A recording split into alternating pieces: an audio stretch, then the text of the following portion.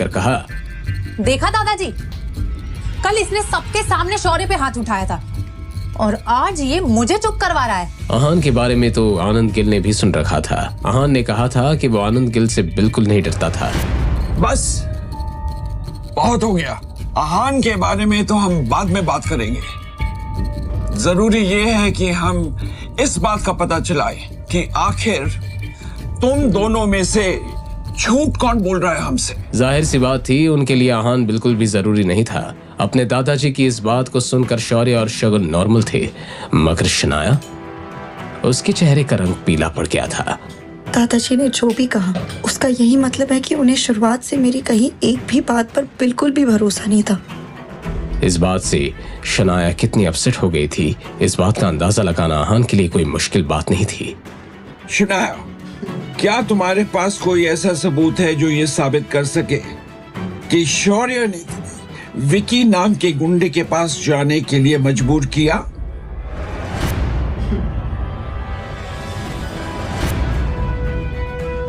है कोई सबूत? अगर शनाया को कुछ भी हुआ तो क्या? तो मैं भूल जाऊंगा कि आप शनाया के दादाजी हैं। Really?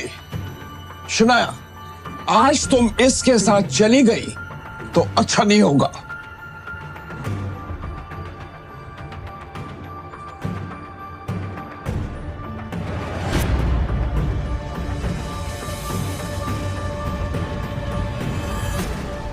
क्या तुम्हारे पास ऐसा कोई सबूत है जो ये साबित कर सके कि शौर्य ने तुम्हें विकी नाम के गुंडे के पास जाने के लिए मजबूर किया?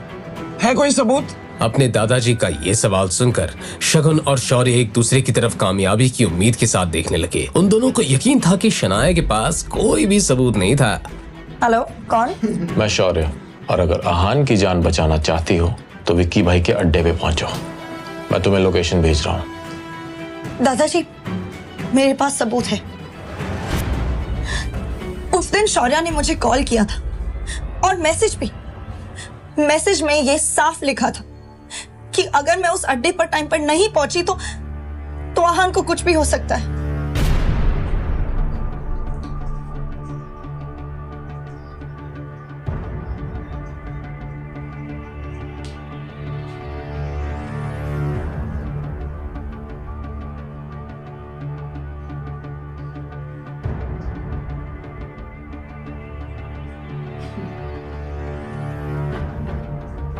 शौर्य, अब इसके बारे में तुम क्या कहना चाहोगे? दादाजी, शनाया को शायद कुछ गलत फहमी हुई है, क्योंकि ये मैसेज जिस नंबर से आया है ये मेरा नंबर है ही नहीं, और ना ही मैंने कोई कॉल किया। ये सुनकर शनाया हैरान रह गई, अपना मोबाइल देखने लगी, मगर शौर्य की बात तो सच थी। वैसे शनाया सच कह रही है और शौर्य ही गलत है। ये प्रूव करना मेरे लिए इतना मुश्किल नहीं है, लेकिन मैं चाहता हूँ कि शनाया को इस हादसे से सबक मिले, ताकि अगली बार जब कोई शनाया को फ्रेम करने की कोशिश करे तो वो इतनी आसानी से किसी के चुंगल में ना फंस जाए। इसका मतलब ये है कि शनाया के पास कोई ऐसा सबूत नहीं है जो साबित कर सके कि शौर्य ने कुछ गलत किया है या वो गलत है। दादाजी, मैं एक औरत होके इतनी सीरियस बात के बारे में झूठ क्यों कहूंगी? अपने मतलब के लिए तुम दादाजी से सिंपैथी लेना चाह रही हो। आनंद गिल के एक्सप्रेशन से ये बात साफ थी कि अब उन्हें शनाया पर बिल्कुल यकीन नहीं था। शनाया, मैंने तुम्हें हमेशा अपनी सगी बहन के जैसा माना है, और तुम मुझ पर ये झूठे इल्जाम लगा रही हो। आखिर क्यों?